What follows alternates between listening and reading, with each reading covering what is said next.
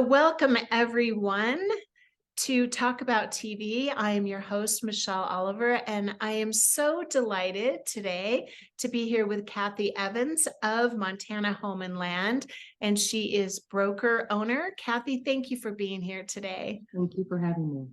Yeah, we're just going to have a casual conversation here. And this is a series with women who work in hospitality. So primarily you are focused on recreational properties, correct? Correct. Throughout the state of Montana. Yes. Yeah, throughout the state of beautiful Montana. Such a Yes. beautiful place to be. Would you be so kind as to just share a little bit of your story? Like, really, I'd just love for you to share with the audience how you wound up here, because I know that you have done a lot of things over your lifetime. You're just bringing so much value and skill and experience to the table. Would you share a little bit about your story? Sure. Well, I am 58 years young. As Michelle mentioned, I live in the absolutely beautiful state of Montana. I live in Big Fork. My views are Flathead Lake and Swan Mountains, Wow. and I have done a lot in my background. I was born in Georgia Air Force, Moody Air Force Base. My father was a commercial pilot, so I've traveled the world. I've lived in Europe. I actually just spent 3 weeks in Italy by myself as a solo single woman traveling. So I like to motivate a lot of other women to travel, to go adventures and meet people, to let them empower and empower them that they can do it on their own. So Oh my gosh, I have to yes. interject. I'm going to interrupt for a second, because that alone would be an hour-long conversation. And Yeah. I just want to comment on that, and I'm sorry to be rude and It's okay. interrupt. This is fantastic that Mhm. you spent 3 weeks traveling alone in Italy just recently. Yeah, and I've done it before. I've actually, Okay. when I travel, I'll go 3 weeks somewhere, Panama, Costa Rica, Scotland, London. And a lot of people will follow me and say, wow, how does she go out by herself and do it? And so a lot of people will follow me on social media, and it just empowers a lot of people to do it. Just do it. I mean, even if you're married and your husband doesn't want to go, or just find a friend and go explore. So I work hard so I can go play harder. And that's why I'm really, really driven, is to go and enjoy life, because you can have all the money in the bank, but you have more experiences and places that you've been, and the memories that you have of all those amazing places and the people that you meet along the way. So it's a blessing. Yes, it sounds like you have an incredible balance. Mhm. Well, so how did you wind up in Montana? I was actually working in '96 for a publishing company, and I used to go to Net World Interrupt, a lot of different trade shows. I was selling advertising when the internet first started up, back in '94. Mhm. I had a friend who lived in the Bitterroot, and on my way back from a Comdex show in Chicago, working a whole week in my monkey suits and exhausted, she said, come to Montana, and I fell in love with it. And I said, I'm going to live here one day and buy properties. So I bought a house and bought some commercial real estate in Montana. And that's kind of how I ended up here in '96. And I moved here full time in 2007 and love it. Okay, so you were in publishing, Yes. and then you started buying commercial real estate or residential? Commercial and residential properties in 3 different states. So my background is very diversified. I mean, I've worked since I was 15. I've been in the mortgage banking business when the interest rates were 13% or so. And then Wow.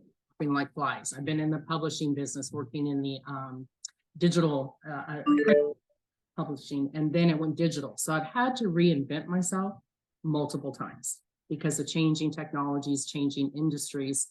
And I always seem to somewhat land on my feet. I bought some commercial properties in Hamilton and the Bitterroot, beautiful area in Montana, restored some historical buildings. I've owned a motel down there. And I had to reinvent myself after the recession in 2007 here. It got hit pretty hard. But I got my first real estate license in 1989, worked in commercial real estate and managed a big brokerage firm. So I've had my license off and on, well, first one in '89, and then I got my license again when I moved up here to the Flathead Valley, and absolutely love what I do. And that is RV parks. So pretty much dubbed the RV Park Queen of Montana, you know. Yes, you So I love, absolutely. love, love what I do. Yeah. Yeah. Okay, well, let's talk Working, about that yeah. a little bit, but I would love for you to share, how did you wind up focused on the RV part of all of this? Because you started buying properties, right? Commercial, Mhm. residential, and then you got your license in Montana.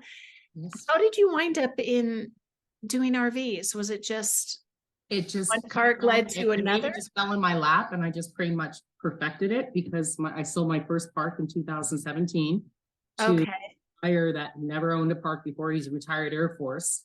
And having a background in marketing, I've actually owned a construction company with 25 employees. I've set up different corporations for myself. So when you have a diversified background and you find a business and you know how to set things up for this first RV park that had no website, no emails, no nothing. So I designed the logos, I designed the business cards. So I actually worked with the client for about 6 months, getting him set up to where he is now. And I've actually resold his park just in the last year, which he did really well. And he's bought some other properties from me. So that was 2017. And then I just kind of fell and, started marketing myself at RV parks. And since then I've sold 14 since 2007. Oh my Yeah. goodness, So that's I love what I incredible. do. I'm a Yeah. workout person. And when you find your niche, Yeah. you also need to have connections and networking circles with lenders, investors, contractors, vendors, who you can refer your clients to, because commercial real estate is a totally different beast other than residential. Because residential, you probably never even meet the sellers. You're representing the buyers and you hand over the keys and you're done. But with a RV park, there's a lot of moving parts. And when you get that niche, you work with a whole group of people, and especially with lenders, trying to sell the property to the lender, so I've written business plans as well and done performance for clients. So it's not just a real estate agent as I am Mhm. as a consultant to investors. Some of them might be first-time buyers here in Montana buying an RV park. And there's a lot of information to know. I just got an LOI on a big park that I have in Glacier National Park on Friday. And they had 90 days. They want zoning. They wanted to have approval for building out additional sites in 90 days. Well, Montana, it's more like 2 years. So Wow. accept the LOI because I had called a bunch of engineers. I called the DEQ here, trying to get timelines so that I could respond to these investors out of Atlanta. So if anybody is looking at really any type of commercial projects or anything to build out in Montana, there's just a lot of background information that you need to look into, resources. And knowing all that to educate somebody, especially first-time buyers here, is really important. And not only just the buyers, but when a seller goes to sell a property, Mm. I come across where they never even filed their water rights on a commercial property, or they didn't know that they're selling a 60-site RV park, which is only permitted for 24 sites. So not only are you trying to protect your buyer and your seller during the transaction, which I've worked as a dual agent on several parks. Mm-hmm. So, and when you're niche, people will look to you, and when they think of RV parks, they're going to think of Cathy Evans, or if you're thinking of hotels or any other type of business, you want to be that go-to person that people think about in Montana. Okay, so this is remarkable. First of all, your skill set is insane. Like what you bring to the table, because my first comment was going to be, wow, 2017 is not that long ago. So you were really entering a whole new area, right? This whole new niche. And the whole RV park thing is so complex, but because of your past and with a construction company and managing all of that, you're able to manage all of these pieces. Like you are positioned perfectly. You're the perfect person to do it, right? So you come in, you have one park, and did you say that you actually personally designed the website? Yes, Like I worked you, with my first client to design his website, his business cards, his logo, because there was nothing. It was what's happening is the parks here in Montana, a lot of them are old mom and pop RV parks. Mhm. 20 years. They don't have a website. If they do, it's not updated. So this park had they didn't even have a reservation system. They didn't have a website. They didn't have a logo. So I helped them design everything for that. For about 6 months, I worked with them and actually wrote a business plan for the lender, which is not uncommon for me to work with lenders because you have to show value added, things that can be done to improve a park. So there's, like I said, there's a lot of moving parts in a park. Yeah, there are. And I Yeah. mean, so you came in and did all of this Mhm. for this person. You basically service the entire, I love this because this is how I work with Randy Hendrickson and how I've always done business. When I was doing marketing, it never occurred to me not to do everything for them. So but often people see things as, to your point, a transaction. You come in, you do the deal, and you walk away. But what I hear you saying is you are actually happier to work both sides of the deal, because what you're doing then is providing the best for everyone, the communication, everybody gets their needs met, and you have a big picture vision of what's happening, and then you service them because most people don't know what they're doing. They Right. don't know all the ins and outs. They don't know they need the marketing, the website, and then you've got social media and everything else on top of that. So it's an incredible value that you're bringing to the table for these people. Yes. Yes. And then you did it again and And again again, and again. and I just, so I don't just sell RV parks. I have done some beautiful homes, big ranch land. I sold a do-it-best center. I've sold a coffee shop. I've sold storage units. I've sold, houses, condos, you name it. So I don't just do RV parks. So, but houses and land, that to me is just a cakewalk. That's Houses and land, really? And houses, so land, and condos, residential properties. yes. It is really easy for me to, Yeah. And well, I would think that would be kind of a specialized niche, the large ranches as well, because there are all kinds of considerations there, right? Like, do we keep it all? Do we cut it up? People are cutting up these huge properties, and that's profitable and painful at the same time. Right. Yeah. Especially in Montana. Is that that's happening a lot, I'm assuming? Yeah. A lot of the farmers, obviously more expensive to have a cattle. I'm not a rancher gal myself, but I know that a lot of them have sold off their land just because it's more feasible that way than trying to have, it's just they're struggling more towards eastern Montana. I'm in northwest Montana. So yes, you will see people selling off the land. So just in general, in terms of hospitality, Okay.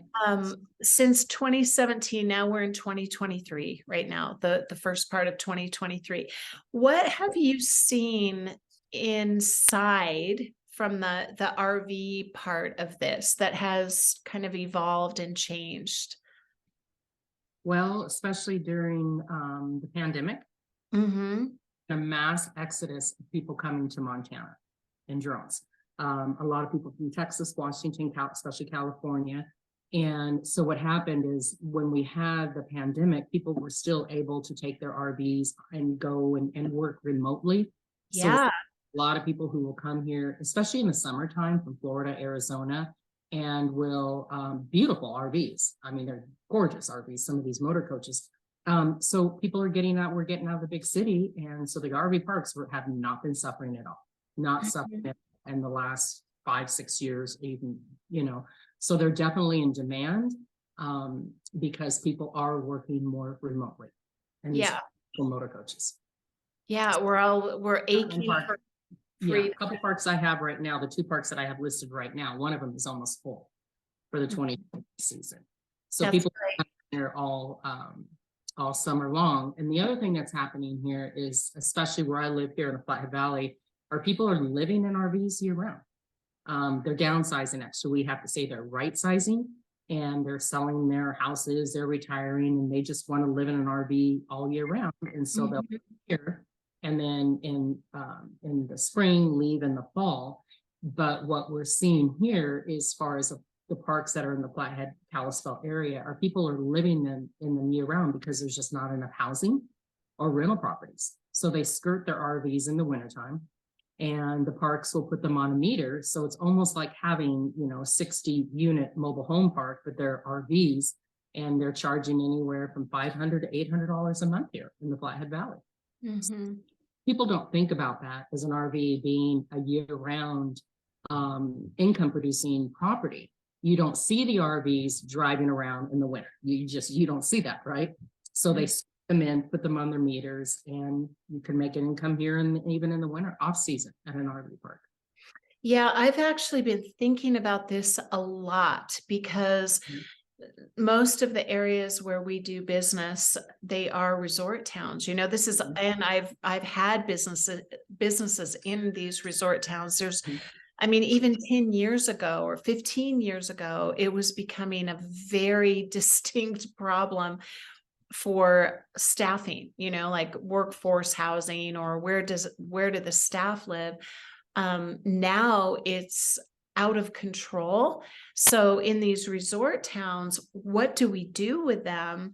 And this is a potential solution. I mean, I know it's a variation on what you're talking about, but it definitely is a solution. And a lot of people are really embracing, let's just buy an RV. I mean, why would I buy a house? And it's so expensive. And to your point, the idea of right sizing, I think it's really fascinating. So many things are changing. So the parks that you work with, you said there are a lot of mom and pops. Are you transitioning these? Are these high end? Do they span the entire spectrum that you work with, or tell me a little bit about that? Well, out of 14, they're all different. They're all unique. Okay. Some of them have been more mom and pop ones. Some of them, one park I sold in 2020, resold it in 2021, and it was more of a mom and pop. And the people that came in from Texas bought it, added more sites, boosted up the rent, and then we ended up selling it. I think they paid $970, and we ended up selling it for $2,150,000. So that was wow. So I like to see that. So some parks, Yes, everyone likes to see that. yes. But so back in 2017, we're like at 8 cap rates. And now I've sold a couple parks, one last year, beautiful park on the Boulder River in Big Timber, and it was only 4.5. And people are like, Cathy, you're never going to sell that park. Well, the sellers kind of decide really what they want to ask, and I'll tell them what the property's worth, what the cap rate is, and this is what the lenders are going to, you know, work on. But anyways, the one park at 4.5 cap, I ended up selling it because it was poorly managed and they had no reservation software system. And not to mention the managers were skimming the books. So come to find out, I represented the seller, but the buyer, I talked with him end of last season, and they're doing incredibly well. So you can, I mean, there might still be some mom and pop RV parks that are here in Montana. And, you know, just because the books don't look so great, you have to do your own performance projections. And that's kind of what I work with my clients on, saying this is what you can potentially make. And if you run it this way, or you run it the old way. And I actually had one park that I sold, and I represented the buyers and sellers. And this was like 2019. And I knew not everything was on the books. I'm pretty old school. And the buyer called me up later and says, Cathy, I need to talk to you. I'm like, uh-oh, what's wrong? He goes, we're making so much more money, you know, than they, and he's doing incredibly well right now. And they might end up selling that park. So if you put if there's added value in the park, and you've got to do your improvements, you've got to do your upgrades, and then just think about turning around and selling it. So like I said, the cap rates now are anywhere from 5.5% to 6%. And, you know, the lenders are going to want to see more than that. But then if there's added value to a park, I always work with clients telling them, you know, put meters on your pedestals so you're not paying the power, how to add additional sites. Can do, like one park I had, they're only open 138 days a year, and they make about 750,000 gross. And this same property could be open even in the wintertime to capture the snow people's cross-country skiers, snowmobilers. They actually have a bed and breakfast. They could actually make more money if they wanted to keep the park open longer. But like I said, I'm not just a real estate agent. I act like a consultant because I love what And I want to see people be successful. I mean, it's their retirement, it's their, they're selling. A lot of people I talk to are selling their businesses and they're really excited about coming to Montana. I'm just going to say it's a lot of work owning an RV park in the summertime because as the sun stays up here till almost 10 o'clock at night. It's wonderful. But I always suggest Wow. they get work campers. People come in, get Yeah. them now, because you're really going to want to enjoy Montana. I know some parks where people own and they work it all, just a husband and wife, and you will get burnt out. But anyway, so when I do talk to people, there's a lot of resources that I can add to the conversation. And also if it's another real estate agent who he or she is residential and Mhm. an RV park, I love it when they tell me, hey, I just want you to know I've never done this before, because I really want to be able to educate them so that they can educate their clients. And they're really appreciative because they just sit back and I can kind of coach the agent on what their clients need to do. Mhm. Campers, get the reservation software systems in advance, and even what lenders, because I have like a pool of lenders that I work with. So, yeah, okay. I want to go in three different directions here. Which So one? I'm going to try to be a little concise, but I'm not very good at that. First of all, they are getting a lot of bang for their buck when they come across you, because you really are approaching this as a consultant. And we do know, like, I mean, people don't realize all of the revenue that can come from the ancillary services, and it's no different than like a hotel, a boutique hotel or something. Or even sometimes I think of it as, because I used to own a restaurant, that when you own a restaurant, your revenue is coming from your alcohol sales. It's coming from the bar, right? It's not from what people think it is. So, especially in an RV park, there are so many things, so many added experiences that you can provide for those guests. And it really does add up. So I love that you have the whole big picture for them. And they can get so easily tied down in daily operations and all the drama that can ensue, because we're human beings. Um, and it comes back to relationships, I believe, primarily. But speak a little bit to, if you would, this, because you said you have this whole pool of lenders and all this networking you've done. When you came into this in 2017, and you're basically an independent woman. I mean, here you are alone. It's very different being a broker owner than if you come in underneath a broker owner and they're kind of guiding you in this new landscape. How did you navigate that and build your network and pool of people? Well, I have a background in lending as well. Like I said, I Of course you do. write loans and stuff. And then I've bought commercial properties. I've sold I bought land. So when somebody is buying even an RV park, I already know what the lender is going to look for. I mean, I could put together a beautiful loan package for my client, which I've done, like in a folder with a little clips on top, and Mhm. present that to a lender. And then you find your pool of lenders here or anywhere that will work with a certain particular type of park. Also, you've got to reach out, whether I'm representing a seller on an RV park or a buyer on another RV park that I don't have listed, Mhm. reach out on their behalf to like the sanitarian, DEQ people, to make sure that sites are permitted, that the septic is good. So you really have to I know you have to do due diligence in every transaction, but when you're going to list a property and the seller tells you, hey, you can add a liquor store to the RV park, and then you want to go off and tell your client that, hey, you can add a liquor store and make another $350,000. So I end up calling the Montana Liquor License Gaming Board here in Montana, Helena, and guess what? You can't add a liquor Yeah. store. It's so many That miles away. sounds like some. So you got to be really careful what, even if the seller tells you something that can be done, I'm Mm. always picking up the phone and double checking. Because if I sell that part which I did have an offer on one representing the buyer, and the three of us were at the meeting, buyer seller, and yeah, you can. And then after I made the phone call to find out you couldn't. So you just, yeah, as far as connections with people or contractors, referring to vendors, anywhere from propane companies, who's going to have the best rates if they're going to sell propane. So there, like I said before, there's a lot of moving parts, and having those connections with people who to refer them out to. Work Camper website to get work campers.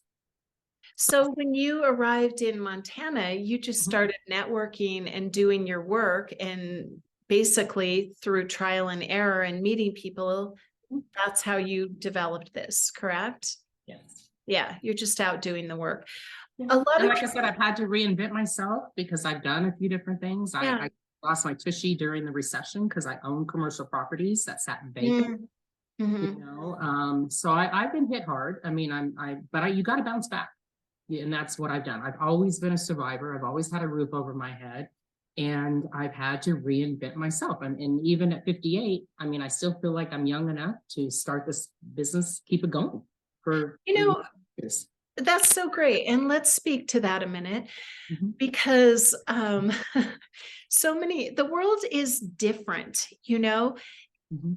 and I was listening to a longevity podcast this morning with Dan Sullivan and what's his name? Peter Diamandis, however you say his name. And I think Dan Sullivan must be like 78 years old or something. Mhm. But he said something that I thought every woman needs to really reconnect with this notion that imagine if you were like, he's 78, I think 77, 78. Imagine with all the technology, and if you're remaining healthy, if you were to live another, like you're 58 and you were to live to 100, and you were healthy, that's a truly viable, very legit potentiality right now. This is happening. And That's a lot of RV parks. I mean, I was thinking about that this morning. Like, it's so funny because a lot of women, like midlife, I've coached a lot of midlife women, Mhm. and I think it's hilarious because at what point do you determine is your midlife? Is midlife, and midlife people are saying, well, I'm 38, or I'm never going to have children, or I'm 40, or, Mhm. these are mental barriers. Mhm. So when you come up against this, it truly is an opportunity to reinvent yourself and go in a different direction. You seem to just be wired for that. I mean, you just keep building skill sets, but it's never too late. Never. Never too late to do anything. Yeah. And it really doesn't matter your age at this point in our, I'm hoping this is an evolution that our Mhm. world is going through. I don't know what is happening in the world, but there are so many opportunities, whether you're 40, you're 50, you can still learn. I mean, 2017 was not that long ago, and you entered an entirely new market Mhm. and you leveraged the skill you had, but you had to learn a lot of new things. Mhm. So, what has it been like for you? I told you I wasn't going to ask this question. Now I'm going to ask it. Okay. What has it been like for you to work in what is considered a male dominated industry, hospitality? I don't think real estate is male dominated by any stretch of the imagination. I think women are really good at it, but in hospitality, Yeah. like outdoor hospitality.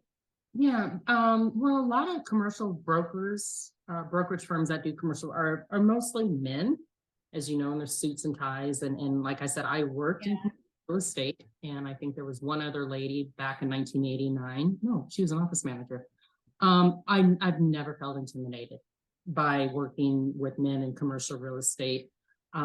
There was a short period where I actually did sell cars for 6 months.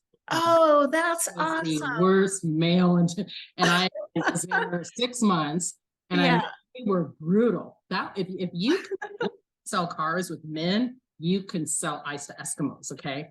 I mean, they were brutal for 6 months. I love that you did Really, that, yeah. Kathy. Oh, boy, did I. Yeah, but it actually, there was 17 of them in like the first couple months. Out of 17 people, I was number 10, because Of I course. just, but anyways, that was the worst thing industry. But I work with, even now, because of my expertise of what I've done and Mhm. how qualified I am, and knowing the industry, if a commercial broker guy's going to call me, he's going to love the wealth of information that I have, because he's going to know that he's talking to somebody with expertise that knows what she's doing. And if I don't know, I'm going to go ask somebody, because I won't guess on anything.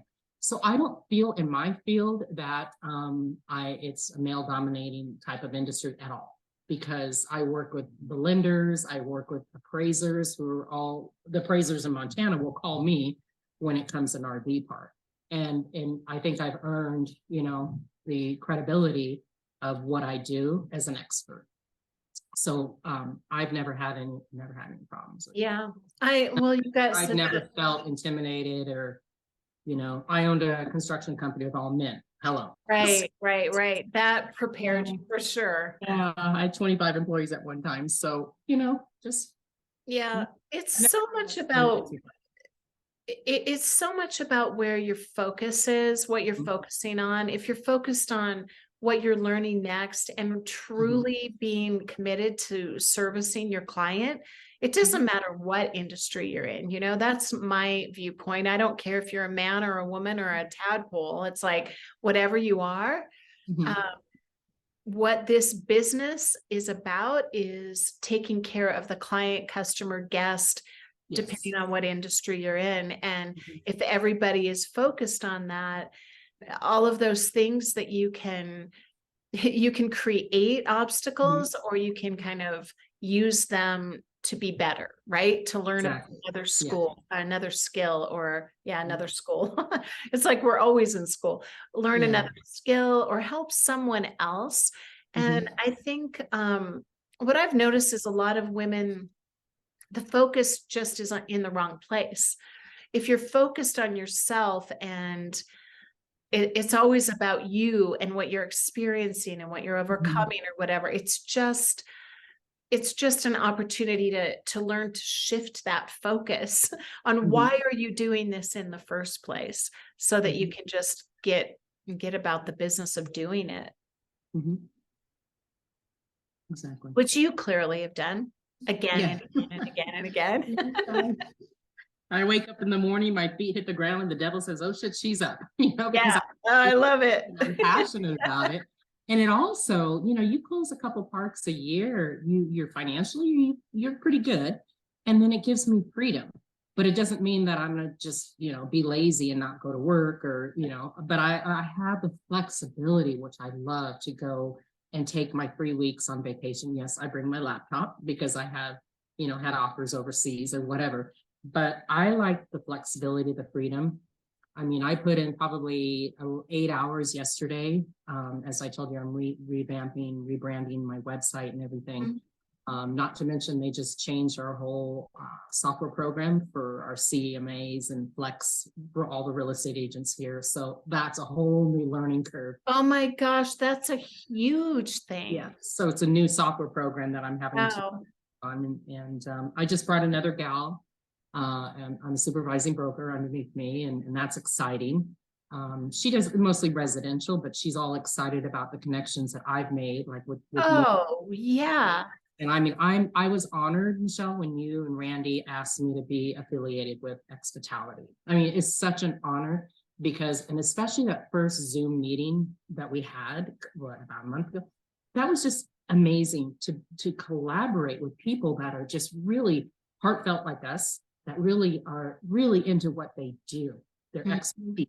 We want to see people grow and have added value to their investments. And like I think I said before, I have to believe in something before I can sell it. If I don't believe in it, I'm not going to sell it. If I Mhm. have a client that I know is crook, or shady, I won't work with them. I won't. I won't even go there. So you have to I believe. think, Yeah. oh, it's so nice of you to bring that up. it is such just such a privilege to know people of integrity and value. And it is such a beautiful freedom to Mhm, have exactly what you said, to have this freedom, this choice of mhm, who to do business with and how. mhm, So I do love collaborating with the right people, and mhm, once you, this is the beauty of age as well. And I don't even like the word age, but experience mhm. and that you just have less tolerance. So Yes. you know what matters, you know what your values are, you Mhm, know what you're willing to do and where you want to spend your time. And those are the people that you choose to do business with. And that creates this pool of just true professional people who mhm, are also good and kind and heart centered, that you feel mhm. really good about referring to other people or just connecting them with at the right time. So yeah, Yeah, it's really a gift. Thank you for absolutely. mentioning that. Mm, thank you. So what, tell me a little bit, like, just from the human perspective, with Mhm. all that you do, what kind of routines, like health routines do you have? What do you do for, how do you wake up like that every morning where the devil says, "Uh-oh, shit Oh, she's is up." up. Yeah. What is Well, your the mindset truth, routine and all that? I used to, have to set alarms, get up at dark 30 in the morning because, I don't wake up looking like this and have to get ready and go to an office or whatever. And work for somebody else, which I have in the past. So now I work for myself. I don't set an alarm. I wake up when my body wants to wake up. I still get up like this morning, 6, 6:30, 7. Rarely will I stay in bed past 7:30 and then have some coffee. And then I do my morning affirmations. That's a must. So Mm. here's the living room where I got all my art and I love Western art Yeah, it's so pretty. there. And my views are just the gorgeous Swan Mountains here. And then I can see all the way down Flathead Lake to Polson from my house. And I just sit here and I like this morning, you can look on my Facebook. I just watch the sunset and I read a bunch of affirmations because I can't say that every day is not going to give, make you feel like I want to go back to bed.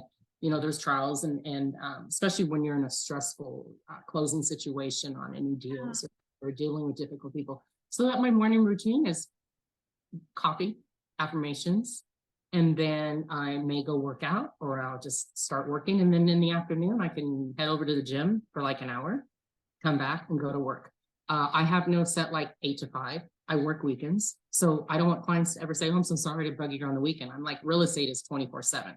I always turn my phone off at night and in the morning until I'm ready to, take calls or whatever, because I don't like people waking me up with emails or text messages. So I always turn my phone off at night.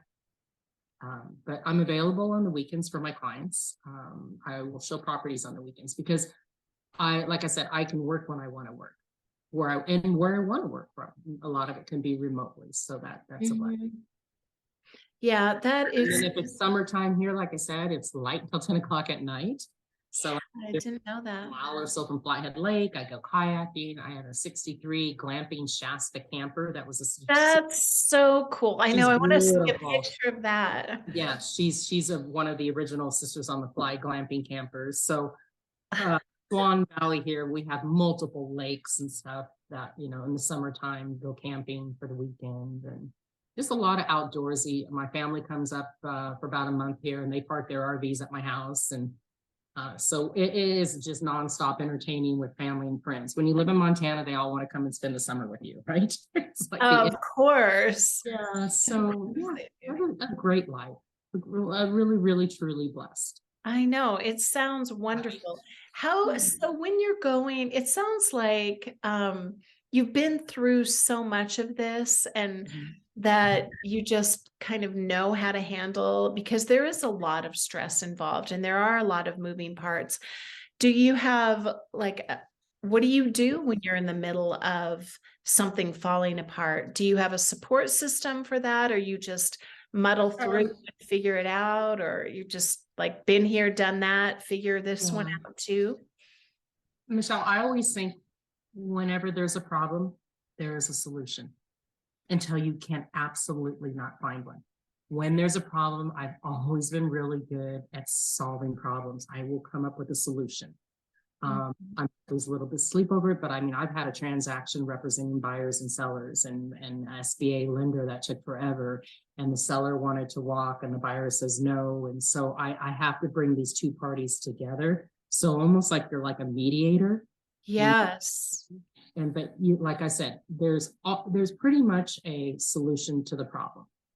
Even if a park wasn't permitted for 60 sites that I had listed. So we had to reduce the purchase price. So the buyer came in, was able, to obviously they're going to have to pay an engineer or whatever.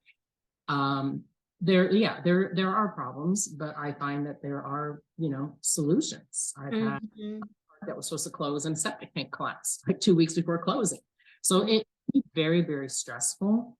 I mean, even the witching hour, or I had a park, we had these 500-year floods in Montana last spring, you saw all over the news. And I had a $3 million park closing, and guess what flooded? So Oh, ended no. about 3 weeks later, it got cleaned up, and it was kind of a rare incident, but we ended up closing it. So that I felt really bad for my seller because she wasn't even here and she was almost in tears. But I haven't really, everything pretty much eventually works out in life because I love what I do. And I love to problem solve until I just have no solution at all. And Mhm. really does that happen? So yeah, Oh, I love that you I think Mhm. and you can't get too personal with stuff when you're in commercial real estate. You really have to think professionally, Mhm. and if I don't know how to solve a problem, I will reach out to somebody. If it's an attorney, if it's somebody with sanitarian or a county entity, I will reach out to them and try to find a solution. Yeah. Whatever problem is, because yes, every park is different. I've had a lot of different situations where there has been things that have happened, and lo and behold, I got it solved. So Yeah. Well, I mean, at the end of the day, that's what business is, mhm. right? It's ongoing solving of problems Yeah. and just the balancing act of Mhm. personalities and human beings and relationships. And honestly, those are the pieces of the puzzle that make it interesting and fun. If it weren't for that, it would just be robotic. So, Mhm. yeah, I love that. And it's true that the only reason there can be a problem is if there is a solution. Mhm. That's the world we live in, right? There's Absolutely, always yeah. polarities and opposites, and Mhm. we are there to figure it out. So I love that you love what you do in the midst of all Yeah. the chaos, Kathy. Yeah. 'Cause there's a lot of that. And then, okay, so one other thing I was thinking when you were talking is since 2017, Mhm. this is kind of a weird question, probably, but have you seen a difference in the type of person that's purchasing RV resorts or RV parks? I am noticing more investors. Are they different kinds of investors, though? I guess more specifically, that's my Yeah, question. well, they're investors that are, for instance, there is one company out of Atlanta, they own 10 RV parks. There's another firm out of Texas, they own another 5 RV parks. So Mhm. are the type of investors who have pools of investors. Yeah. There's a couple people that have contacted me. There's 4 partners. They're on the West Coast. And then again, there's these people who are retiring. One, Mhm. a cement company contractor Right, right. from Texas, and they want to come to Montana. So, Mhm. or a buyer could be somebody who already owns a park here in Montana. So I've worked with a few of those people as well. So it's just a very diverse Mhm. kind of investor. Okay. That's I wondered just like the word is getting out, and Mhm. that's why they own 10, right? Right, Or right. they're And then looking. when you've got a big park, like I have this beautiful one in Glacier National Park, that's Mhm. RV resort and bed and breakfast. Those kind of investors are going to be the people that were from Chicago, Atlanta, Texas, Right. who own several other RV parks. And then, you'll have the smaller mom and pop RV parks. And I sold one Mhm. 240,000 over on Eastern Montana, Ah, that's couple great. from Oregon that were in construction business or whatever. So there's a real, diverse buyers pool. It just Mhm. where your park is located. And especially in Glacier National Park, you're going to have the bigger firms that are going to be looking at a park like that. Mhm. Somebody up on the High Line, a little mom and pop RV park, that won't, because those bigger firms are going to want, 100, 200 plus sites. Some Yeah, people, mom and pop ones, they want, 30 sites, 40, and run it themselves, retiring, selling the business. So, totally. They're two totally different types mhm. of business and they Yeah. all matter. So are you thinking, do you want to, are you planning to grow your brokerage or do you want to stay small? I mean, it's not like what you're doing is small, Mm. but are you looking to grow, with more people underneath you? Is that a focus? Because I know you're shifting in your brand a little bit. Absolutely. And I would be willing to take somebody on that wants to learn the business. And I mean, so far you asked me, I think was it you that asked me, are you doing it all by yourself? And I said, yes, Yeah. because it is, I do all this. I don't have an assistant. I do all my marketing, all my SEO.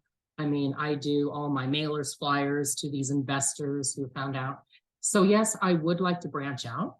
I'd like to work in other states and get licensed in other states, as probably Pacific Northwest.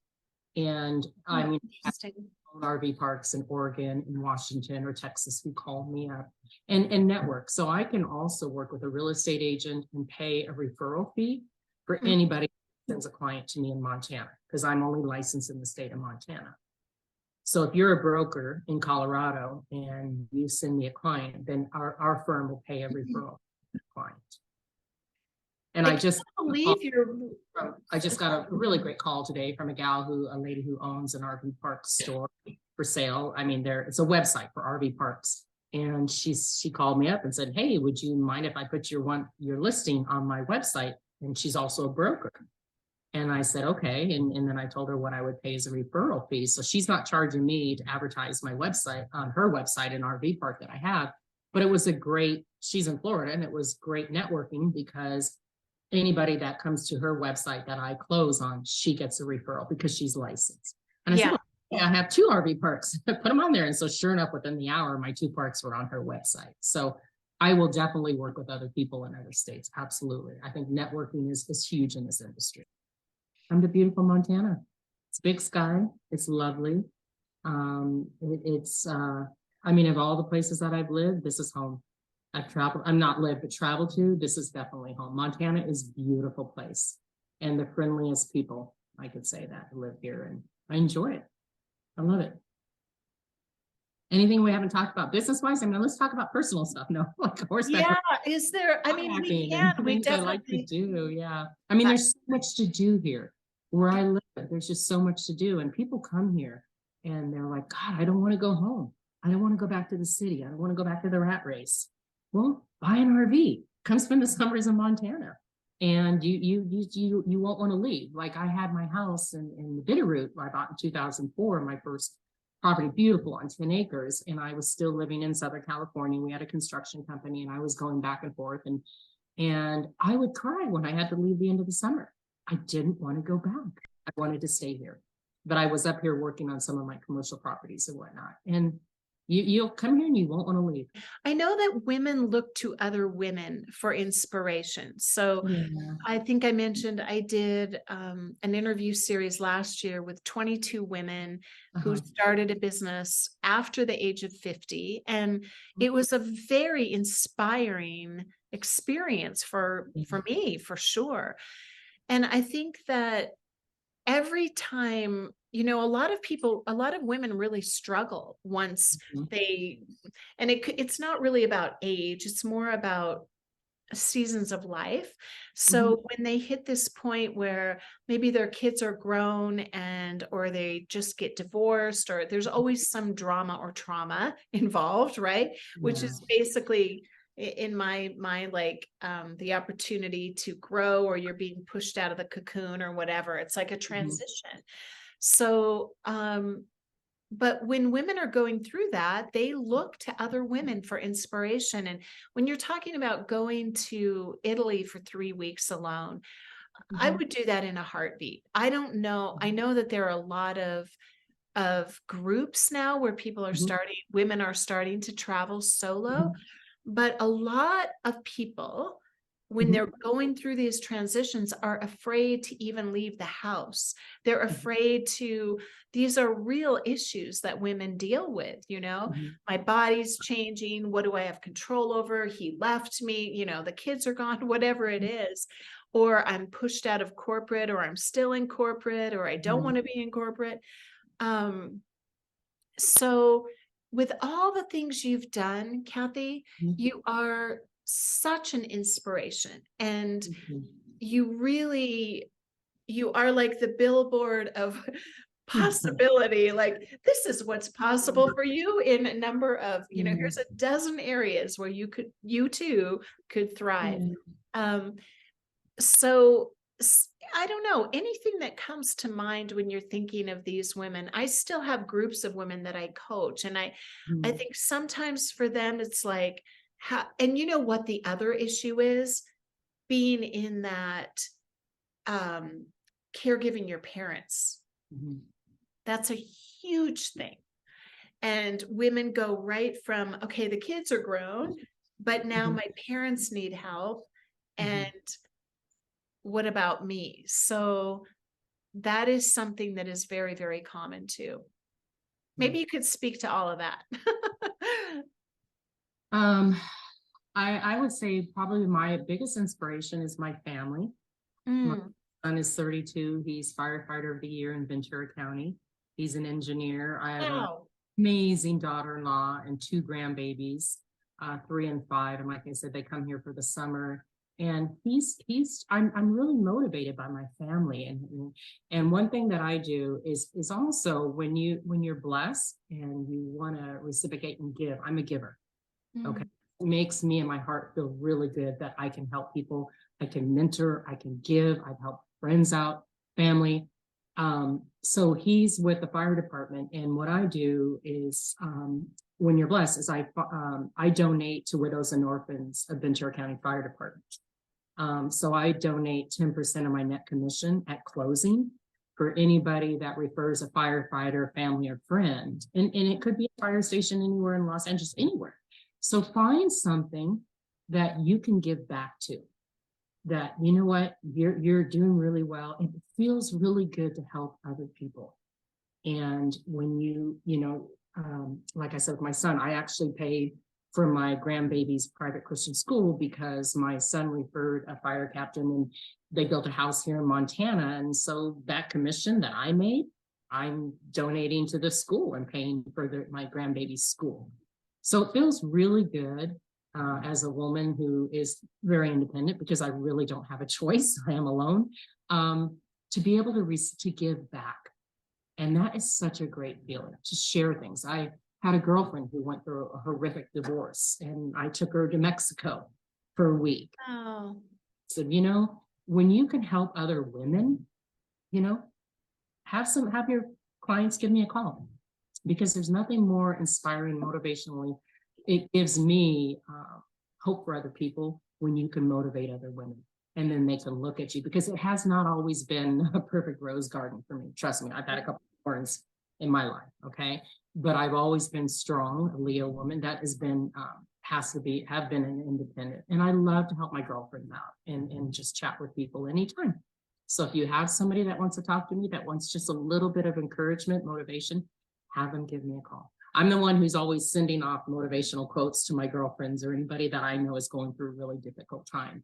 And they always say, Cathy, you've always been like a rock, like a great mentor, because I'm a heartfelt person who cares about my friends. And I want to see other women be just as successful. So I will raise them up as much as I possibly can. oh, Because I love that. yeah, And you have such a humble heart. It's thank you. quite remarkable. It's so beautiful.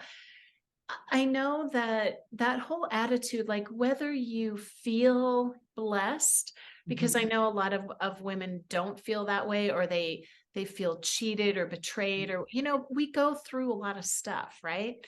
Right. Um, and it doesn't even matter how little or how much you have.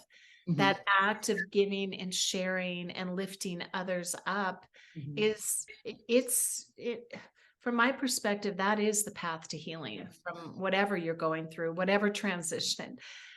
because you start to change your identity and you start to identify as, oh, I have something to give. Like you get Mhm, more into an abundance mindset and mhm. start sharing and pouring and giving. And it's quite remarkable what can happen just from that simple act. I just cleaned out my closet, six Yeah.